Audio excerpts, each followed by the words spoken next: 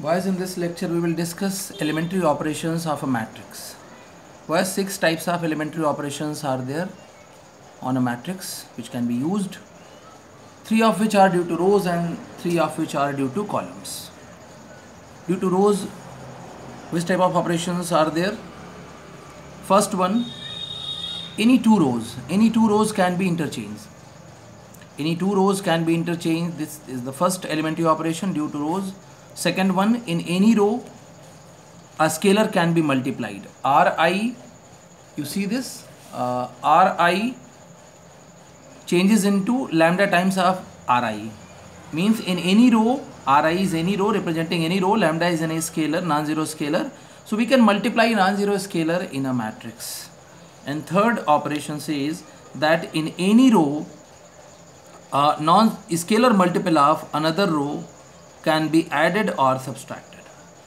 Lambda should be non-zero.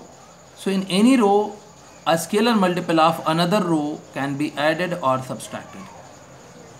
I and j are the two different rows. Ri and rj are the two different rows. Lambda is a non-zero scalar. Due to columns, 3 operations can be applicable. First one, any 2 columns can be interchanged. Second one, in any column a scalar can be multiplied. And third one, in any column a multiple of another column can be added or subtracted. Lambda should be non-zero. So these are the 6 elementary operations of a matrix. We will use these elementary operations when there is need to find inverse of a matrix using elementary transformations or rank of a matrix. After that, coming on to the invertible matrices.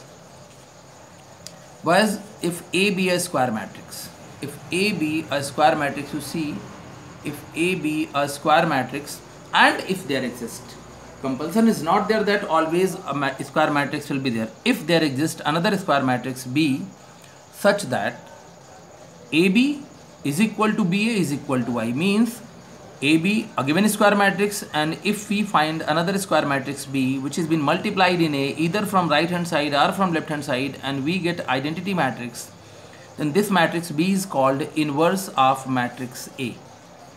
B is called inverse of matrix A, and inverse of matrix is denoted by A inverse. It means A inverse is equal to B. So in place of B we can write A inverse also. A into A inverse is equal to A inverse A is equal to I. This is very, very important result. A inverse is equal to A inverse A is equal to I. Some important points are there. A matrix which is not a square, that will not have its inverse. Second one, if we say anywhere 2 matrices are there, after multiplying if we get identity matrix, it means these 2 matrices are inverse of each other. In this example, I will make clear meaning of this explanation. You see this? Boys, be attentive. 2 matrices are given. This is A, this is B. Both are square matrices of order 2. When we are multiplying these 2 matrices, after multiplication we get identity matrix. In this situation, and similarly, when we do BA also, AB gives identity, BA will also give identity. It means AB is equal to BA is equal to I. It means we can say that A and B are inverse matrices of each other. Means B is inverse of A and A is also inverse of B. After that, one example can be given in your book in the form of a theorem also, but in examination it can be asked in the form of a question also. So be attentive and listen me carefully. This example says that inverse of a square matrix will be unique if it exists. Show that if inverse of a square matrix if exists, then that will be unique. So we are going to show this. You see, let A be a square matrix and we suppose that B and C are the 2 inverses of A. Then property says that when we multiply a matrix by its inverse, then identity matrix should occur. So firstly we take B is inverse of A. It means AB is equal to B is equal to I. We said that C is also the inverse of A. It means AC is equal to CA is equal to I. No problem. These are the two equations. Now finally we want to show that B and C both are identical. Then it will be proved.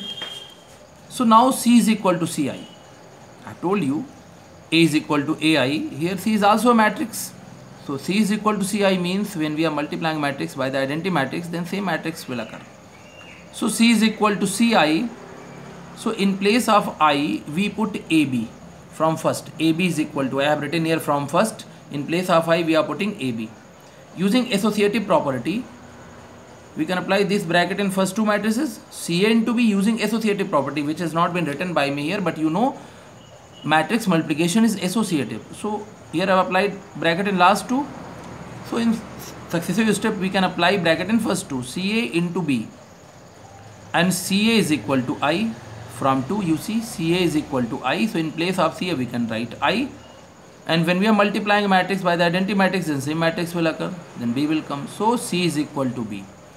It means C and B both are identical. So inverse of a square matrix will be unique. Inverse of a square matrix is unique. Now,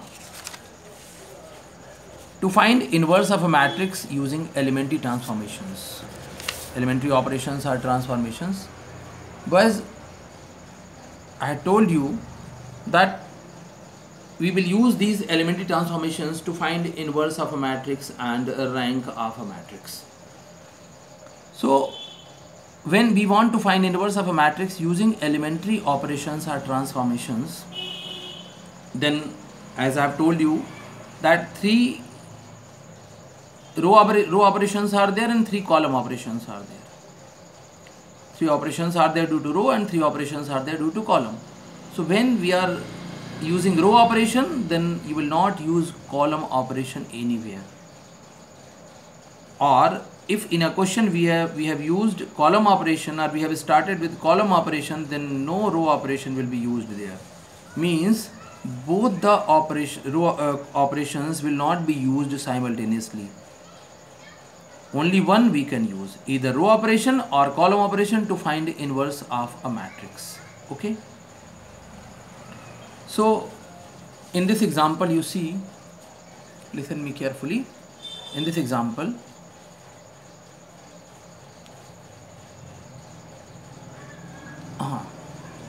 find the inverse of a given matrix. Find the inverse of a given matrix by using elementary operations. Okay. This is the given matrix. As I have told you, see this. For row operation, we will start with A is equal to IA.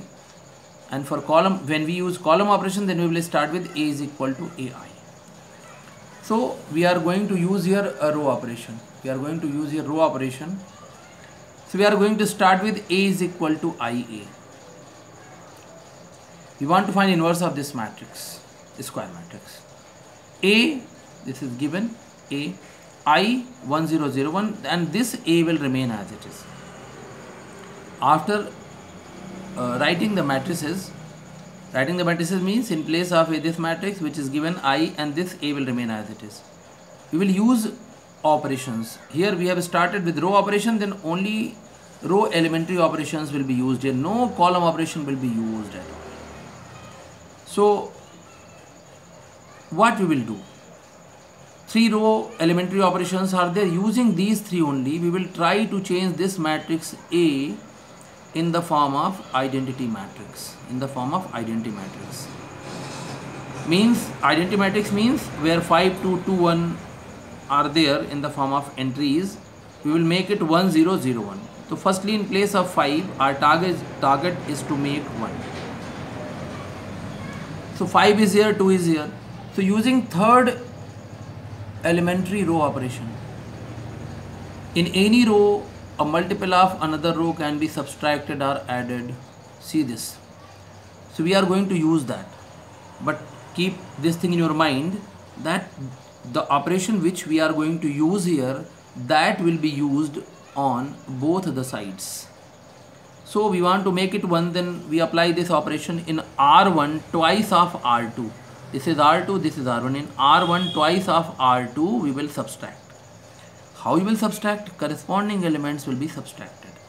So see this, in this twice of this row will be subtracted. So 5 and twice of this row means first element, first element 2 1 means first element of second row 2 1. This is 2. So twice of R2 make its double, 2 2s are 4. This is 5, 5 minus 4, then in R1 it will become 1. Similarly 2 minus 2 into 1, then that will become 0. Same thing will be done in right hand side also. In R1 its double, double of R2 will be subtracted. So it will be 1 and it will be minus 2, and second row R2 will remain as it is. And how operations, when we are applying operations, then how these applications should be written, I have written here. R1 changes into R1 minus twice of R2. Sometimes you have a confusion that how to write this. So be careful. It says that change is taking place in R1. R1 changes, this arrow says that change is taking place in R1 changes into R1 minus twice of R2. Okay. So just before arrow and just after arrow, same row or same column should occur. Here we are using row operation, then only R1, only R will be used. No column will be here. No column operation will be used here, but before and after same row should occur. So R1 changes into R1 minus twice of R2, so we get this. So 1 0 has come. Now 0 1. We want to make it identity, and when we do so, then some changes will take place in right hand side also. As we are observing, earlier it was 1 0 0 1, now it has become 1 minus 2 0 1. So when we do so, then we will get it that some changes are being made in right hand side matrix also, and when this matrix will become an identity matrix, then this matrix, because some changes will take place in this matrix also, so this matrix will become inverse of A. You see how it will be done. So try to make this value 0, because 1 0 0 1. To make it identity, 1 has come, 0 has come, this is 1, diagonal 1 1, it should be 0. Then again using third elementary operation due to row. So in R2 twice of R1 we will subtract. In R2, see this, in R2, this is R2, double of R1 will subtract, we will subtract. So see this, make double of R1 and subtract in R2. So 2 minus 2 into 1, then it will become 0, 1 into 2, 1 minus 2 into 0, then it will remain 1. Changes will take place in right hand side also. So here we are observing that this matrix is completely being changed in the form of identity matrix, and as I have told you that these operations will be used on both the sides, so changes will take place in this matrix also. So when it will become identity matrix, then the matrix which was there in multiplication with A, that has become A inverse, because this property we have studied. When multiplication of two matrix gives identity matrix, then they are inverse of each other. So this is our A inverse. Using this property, I is equal to A inverse A. So therefore A inverse is equal to 1 minus 2 minus 2 5 row wise, 1 minus 2 minus 2 5. So this is the inverse of this matrix. And if you want to verify that your answer is correct or not, then you multiply this matrix with this, then always identity matrix will occur. When we will multiply A and A inverse, then always identity matrix will occur. So you can verify your answer also. So boys, here I have taken a square matrix of order 2. In my next lecture I will take a square matrix of order 3. And because in examination the question which will be asked, that if we have any question, I am not saying that it will be there in the examination, but if any question is there related to elementary transformation to find the inverse of a matrix, then that matrix will be a square matrix of order 3. So in my next lecture I will take a square matrix of order 3, then you can understand more clearly how to find inverse of a matrix using elementary transformations. Thank you very much, boys. Thank you.